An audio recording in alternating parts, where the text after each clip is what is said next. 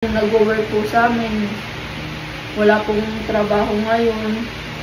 Nag-work sa amin, wala pong trabaho ngayon. Ako na nga! O sige. Sana po matulungan niyo po kami na sabihin po sa nanay namin na isang prank lang po ito.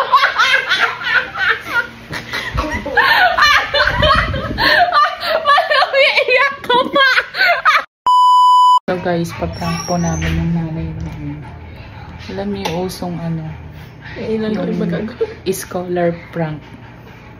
Yung paprank po namin siya. Yung basta paprank po namin. Kami. Dito. Ayan. Hello, hi guys. I'm Lovely Di Tagalog. I'm nursing student ng pamantasan ng Luzon ng Marikina at hihingi po sana ako ng scholar po. Kasi po yung nanay ko po is nakulong po sa Saudi Arabia. Tapos na-trauma po siya kaya hindi din po siya nakakapag-work ngayon. Na-trauma po siya dahil nakulong po siya. Ilang taon pa nakulong na eh? Ayan. 1 taon po siya nakulong kasi hindi din po siya masyado nakakapagsalita. Takot pa rin po siya. Tapos ano mga pinag-aano yun sa inyo na ginawa sa inyo? Ano yung mga kinuha? Yung pinagbintangan daw po siya. Ayan. Ganyan po siya pag tinatanong po siya. Naiiyak na lang po siya. Ano yung sinabing kinuha mo na ng mga gamit?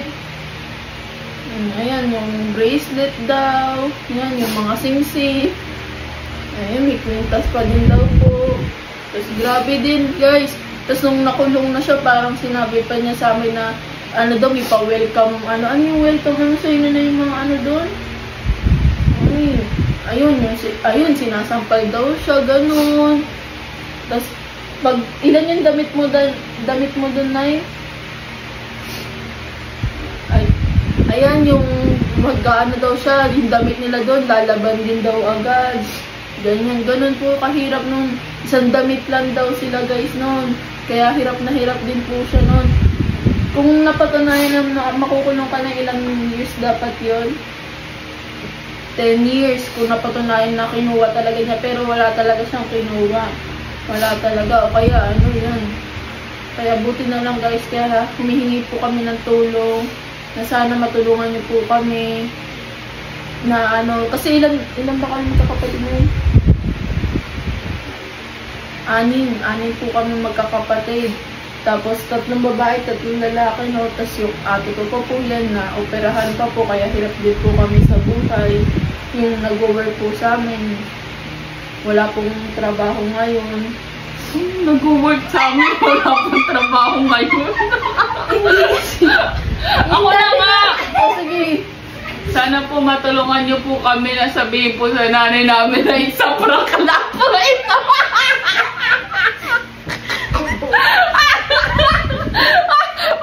Iiyak ko pa!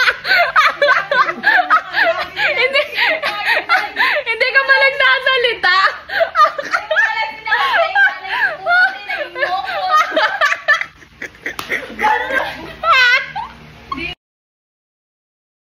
Nauna ko pa sa mga kailangan ganito, hindi ka nagsasalita.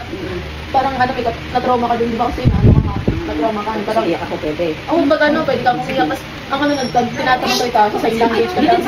Ganon. Iyak mo muna dun. Sa sign language ka lang, tutulong ka lang ganon. Hindi ka na magsalita tapos ako nga lang, pero syempre pag pinapakilala ko siya, kamay siya, ganyan. Oo nga. Parang syempre, magpapwede lang siya ng konti, ganon. So, tatanong mo sa akin yung kung ano yung sasabihin ko ba? Oo, basta pag gano'n, basta nasabayan ko lang siya kung anong sabihin namin. Huwag daw magkasalita, parang sign language lang kasi na-trauma ka. Okay. Hindi pa nakarebe oh. Napindot ko na yan, para pinata tayo. Okay na, walang tatawa. So,